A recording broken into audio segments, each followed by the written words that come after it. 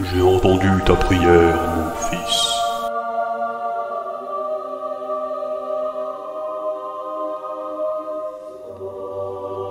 Ah, le don du dessin, je l'ai reçu.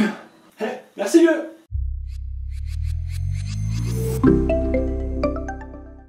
T'as vu qu'on commence à être bon? Ça c'est de la grosse prod. Bienvenue sur cette vidéo. Ici Spartan et Leonardus pour digitalpainting.school et on attaque cette fois-ci un très gros thème avec cette question. N'importe qui peut-il apprendre à dessiner? Et on va aborder la question de manière vraiment sérieuse avec des faits, des preuves, des pistes et des conseils. Évidemment, cette vidéo est avant tout destinée aux débutants. Donc pour tous les artistes confirmés qui suivent la chaîne, vous m'excuserez et en même temps, je compte sur vous pour quand même participer à cette vidéo. Essayez de laisser un petit commentaire pour justement partager votre expérience si vous êtes passé par là. Vous savez déjà combien c'est important de prendre confiance en soi, de détruire un petit peu ce mythe du don en dessin, donc n'hésitez pas à raconter un petit peu votre histoire ou à filer vos conseils aux débutants qui voudraient commencer. Je compte sur vous. Alors juste avant de commencer, déjà pour tous ceux qui ne me connaîtraient pas ou qui connaissent pas la chaîne, qui je suis pour parler et prétendre avoir la réponse à cette grosse question. Je suis donc Spartan, concept artiste et illustrateur et aussi formateur, justement sur le site digitalpainting.school qui est une école en ligne et une communauté sur le digital painting et le dessin. Et c'est justement dans ce cadre-là que j'ai pu suivre, recueillir les témoignages et même faire le suivi de vraiment dizaines, si c'est pas centaines d'élèves qui ont voulu progresser en dessin et en digital painting. Donc je suis assez bien placé pour pouvoir en parler et prodiguer quelques conseils qui, j'espère, pourront être utiles. Donc c'est pour ça que je vais te parler dans cette vidéo de mon expérience personnelle, mais aussi de tout ce que j'ai pu voir et constater au fil des années.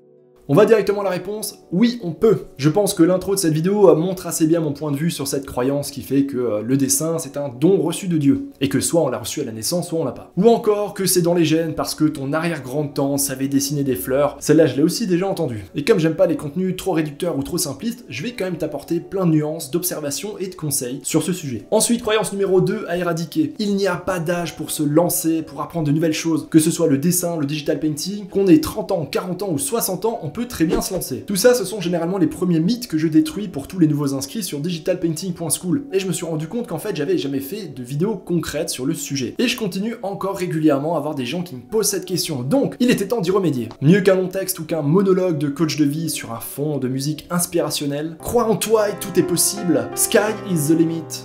Tu ne connais pas encore le potentiel de ton toi de demain, jeune papillon. Je préfère te montrer des faits, des exemples concrets. Même si en soi le message n'est pas complètement faux, juste un peu trop édulcoré. Pour commencer, je vais te montrer ma propre progression. J'ai pas la prétention d'être le meilleur artiste, mais j'ai quand même atteint un niveau professionnel depuis maintenant quelques temps et je peux créer toutes les images que j'ai en tête sans limite. Et ça me procure beaucoup de plaisir.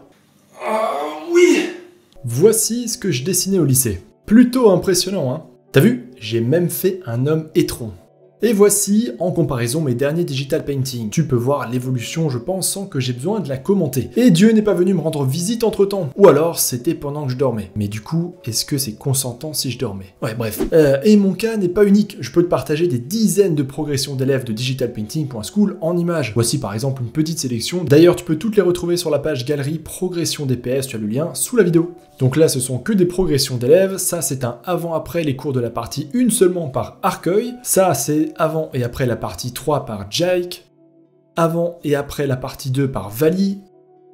Ça, c'est la progression de Chaos, qui était élève du programme indispensable et qui est devenu aujourd'hui concept artiste dans le jeu vidéo. En haut, tu vois son niveau avant les cours, et en bas, deux créations récentes, dont une pour le studio de jeux vidéo où elle travaille. Comme quoi, n'importe qui peut progresser à son niveau. Même Michelangelo cachait ses centaines de croquis et études. Il ne voulait pas qu'on voit ses entraînements, mais qu'on se rappelle uniquement de lui pour ses plus grandes œuvres. Et quelque part, je trouve ça dommage. Mais bon, réservons ça pour un autre débat. Ensuite, je sais que beaucoup se demandent s'ils devraient se lancer ou non, s'ils en sont capables. Et pour ça, ma réponse est simple. Si ça te démange, et pour certains depuis des années, et je dis ça vraiment par rapport à de nombreux témoignages que j'ai reçus. Certains font des pauses en dessin pendant 15 ans alors qu'ils ont toujours aimé ça. Pourquoi ne pas tout simplement essayer et t'en donner vraiment les moyens? Dans le pire des cas, tu auras simplement échoué, et tu auras essayé quelque chose de nouveau, tu auras quand même progressé, et tu auras sûrement grandi, appris des choses, et qui sait, ça va peut-être même te mener vers d'autres pistes. Et dans le meilleur des cas, tu pourrais réussir à apprendre à dessiner, à apprendre le digital painting, à progresser, à te faire plaisir dans tes images. Et qui sait, peut-être même atteindre une de tes ambitions, comme par exemple devenir artiste professionnel ou créer ta propre bande dessinée, peu importe. Pour moi, il n'y a rien de pire que de se demander toute sa vie, et si j'avais essayé? Est-ce que j'en aurais été capable? Est-ce que j'aurais réussi? Ma philosophie a toujours été qu'on n'a qu'une seule vie et qu'il faut se lancer. Après, je t'épargne la philo de comptoir tout de suite, c'est vraiment une question de philosophie personnelle. On ne prend pas beaucoup de risques à tenter des nouvelles choses, mais on risque beaucoup de regrets à ne rien tenter.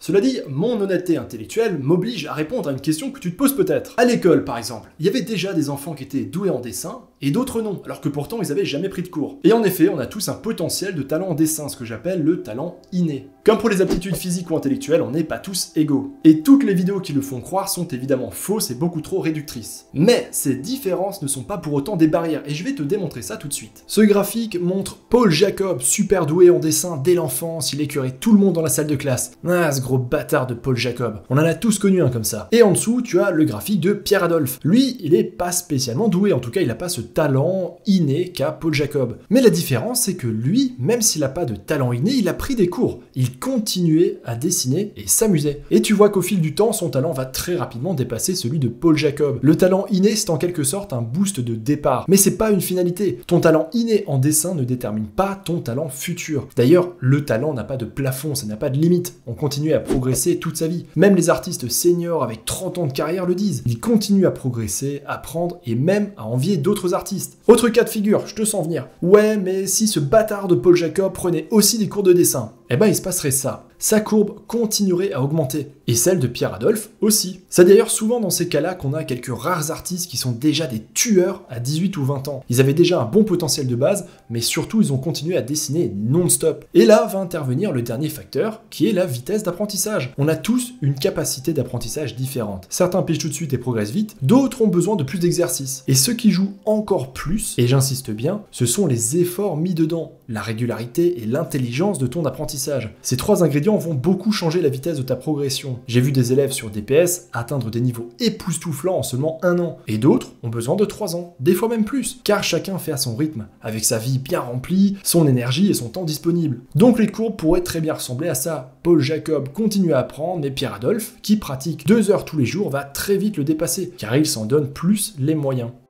Tout comme à pratique égale, l'un va apprendre plus vite que l'autre, et c'est tout à fait normal, et ce n'est rien de grave. Chacun avance à son rythme, il faut savoir apprécier le voyage autant que la destination, ça veut dire qu'il faut aimer apprendre. C'est pour ça qu'il est important d'être un minimum passionné, d'avoir envie de créer des images, d'aimer dessiner. C'est comme ça qu'on entretient la flamme le temps d'atteindre un meilleur niveau. Dernier conseil qu'on donne trop peu, la régularité et le plaisir viennent souvent en s'améliorant. Plus on pratique et plus on devient bon, plus on prend du plaisir, et ensuite c'est un cercle vertueux. En fait, le plus dur, c'est souvent le départ. Le discours motivationnel, c'est bien, j'espère que ça a peut-être pu apporter à certains un déclic, mais je veux surtout t'aider à atteindre tes objectifs, pas juste à les rêver. Alors voici quelques conseils que je peux te donner suite à mon expérience personnelle et puis aussi à mon expérience de formateur et de tous ces élèves que j'ai pu suivre et motiver tout au long des années. Premièrement, il faut prendre confiance en soi, croire que c'est possible. C'était un peu le but de la première partie de cette vidéo, de créer chez certains le déclic. Quelquefois, on a juste besoin de l'entendre ou encore mieux de le voir en image. J'espère donc t'avoir apporté ça. Deuxième point, il faut être indulgent envers soi-même. Si tu te dis constamment « Ah, je suis nul, j'y arriverai jamais, à quoi ça sert que je continue ?» C'est un cercle vicieux. Te dévaloriser constamment te fait perdre en énergie. Et donc moins envie de dessiner, donc moins de progression, et donc des dessins qui seront toujours nuls. J'en viens au conseil suivant. Commence au contraire par apprécier tes petites victoires et tes petites progressions. Il faut apprendre à les voir, à les reconnaître et à savoir se féliciter, voire carrément se récompenser.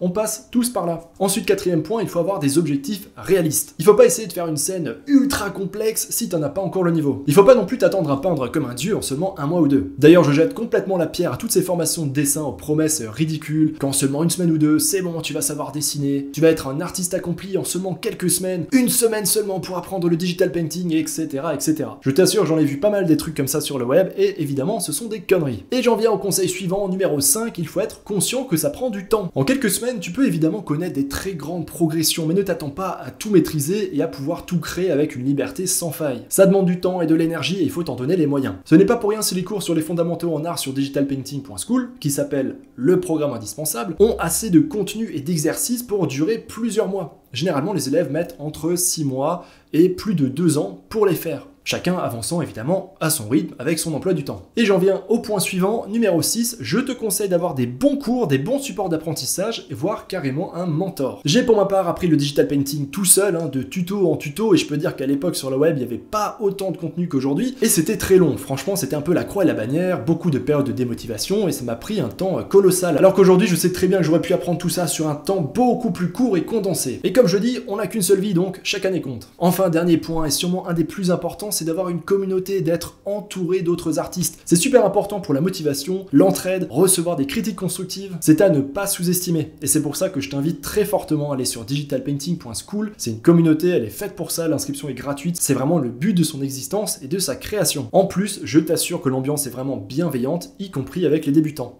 Tiens, pendant que je parle, histoire que t'aies autre chose à voir que ma sale tronche, je te mets une petite vidéo en accéléré de Digital Painting. Alors, si jamais tu te dis, ouais, j'ai essayé, mais ça n'a pas marché. Pour moi, la première des choses à faire est de chercher la raison. Pourquoi est-ce que ça n'a pas marché? Avais-tu des supports d'apprentissage efficaces? Par là, j'entends de bons cours, des bons conseils, voire carrément un mentor. La majorité du temps, pour moi en tout cas, ça vient du support. Par exemple, t'as un mauvais livre de dessin, ou alors t'as une formation qui est complètement bancale. Chacun apprend différemment. Par exemple, sur digitalpainting.school, j'ai déjà reçu ou lu plein de témoignages d'élèves qui étaient dans les écoles de beaux-arts, et notamment dans les classes de prépa, et qui ont tout simplement détesté ça. Même certains, ça les a écœurés du dessin. Certains ont arrêté et s'y sont remis bien plus tard, remplis de doutes. Je ne dis pas ça pour critiquer les beaux-arts, mais vraiment pour pointer du doigt le fait qu'il y a différentes façons d'enseigner, différentes façons d'apprendre, et que toutes ne vont pas forcément convenir à tout le monde. Ensuite, deuxièmement, étais-tu seul? Comme on l'a vu, être entouré, notamment d'autres artistes, permet de surmonter les moments de doute, de blocage et autres difficultés. Et ces moments-là, on en a tous inévitablement tout le temps, même une fois qu'on est professionnel ou qu'on est vraiment devenu un super artiste, on a quasiment toujours des moments de doute où on va se remettre en question. C'est d'ailleurs pour ça qu'en voulant créer des cours de digital painting, j'en suis arrivé à créer en même temps une communauté, parce que je savais très bien que si je voulais que les gens aient de bons résultats, et surtout qu'ils réussissent à tenir sur la durée, il leur faudrait du soutien, une communauté et une philosophie bienveillante. Ça remotive, le temps de passer ces passages à vide, car on en a tous, on a tous des problèmes personnels, on a tous des moments de doute, des choses qui nous obligent des fois à nous arrêter un certain temps, ensuite il faut réussir à se remettre dedans, etc. Il faut donc savoir les surmonter et repartir, c'est une des qualités d'ailleurs des bons artistes. Ensuite, troisième point, est-ce que tu avais des attentes trop élevées? On l'a vu ensemble, c'est quelque chose qui peut tuer la motivation très rapidement. Enfin, dernier point, c'est beaucoup plus rare, mais demande-toi si tu ne fantasmais pas le résultat sans pour autant aimer le processus. Des fois, par exemple, on rêve de travailler sur un jeu vidéo en tant que concept artiste ou alors chez Pixar sur des super films d'animation, mais est-ce que dans le fond, tu aimes vraiment créer des images, créer des univers? Mais en fait, on n'aime pas vraiment dessiner ou alors créer des univers. Et ça, par contre, c'est un problème. Si tu n'y prends aucun plaisir, forcément tu vas vite te démotiver et puis ça va vite te saouler. Mais je te rassure, généralement quand on n'aime pas une activité, quand vraiment ça nous procure aucun plaisir, généralement on s'en rend quand même compte. Donc de ce que j'ai pu voir d'expérience, ça concerne généralement vraiment très peu d'artistes qui se mettent au digital painting ou au dessin. Généralement quand on va jusqu'à s'inscrire sur un site, voire peut-être même suivre des cours, c'est que quand même on sait déjà qu'on aime ça, qu'on a vraiment une vraie envie dans les tripes, voilà, de raconter des histoires, de créer des personnages ou des trucs cool. Donc je le redis, ça reste assez rare. Bon, si tu te posais ces questions, j'espère t'avoir apporté quelques pistes de réflexion. Pour moi, une des clés pour apprendre le digital painting et le dessin, c'est vraiment l'aspect psychologique et bien souvent mis de côté. Il est important d'avoir tout de suite un bon état d'esprit, d'être préparé, d'avoir des attentes justes face à ton niveau, d'être patient et résilient, d'accepter la critique, etc.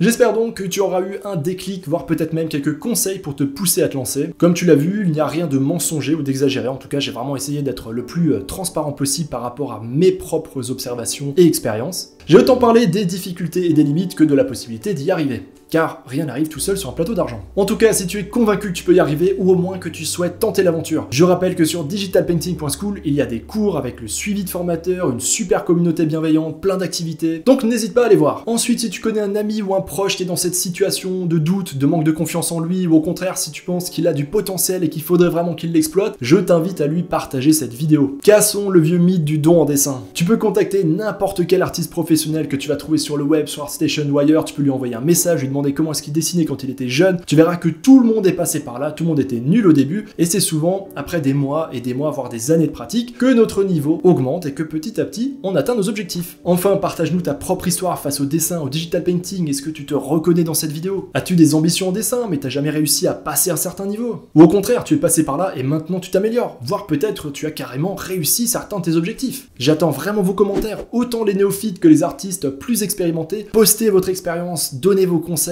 partagez ce qui vous est arrivé. C'est important et ça va rebooster tout le monde. Sur ce, j'espère que cette vidéo va résonner pour beaucoup de monde. J'espère surtout que beaucoup de gens vont avoir ce déclic et prendre confiance en eux. Tout le monde peut apprendre une nouvelle discipline, même une discipline aussi difficile que le dessin ou le digital painting ou la 3D. Ensuite, il n'y a pas d'âge pour ça. Il faut juste croire en soi et surtout être motivé sur le long terme et être prêt à fournir des efforts. Allez, à plus les artistes!